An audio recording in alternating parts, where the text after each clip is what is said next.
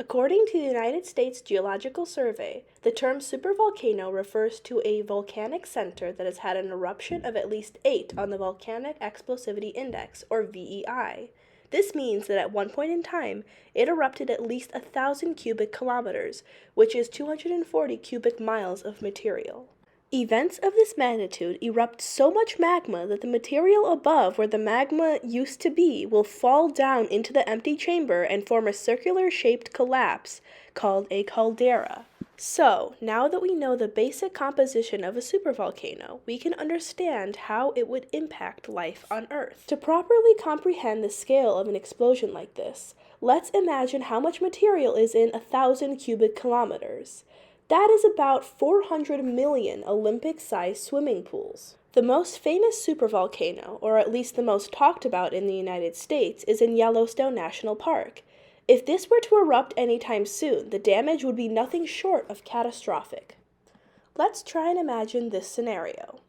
Say you are a college student living in Minneapolis. That is about 1,000 miles from Yellowstone. If the eruption were to occur, several things would happen.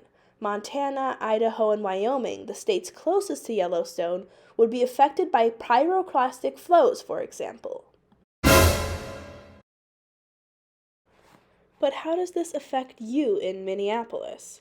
Well, the global climate would be altered for the next few years to decades, and a cloud of falling ash would travel outwards from the volcano. Well, according to this graph from sciencenews.org, Minneapolis would have anywhere from 10 to 30 millimeters of ashfall. Even places as far away as New York would have ashfall, as much as 3 millimeters there. So how do we know when something like this would occur? Scientists have been working on ways to forecast volcanic eruptions, so the buildup preceding something like the Yellowstone eruption would be detectable for months before. Some precursors would include earthquake swarms and ground deformation.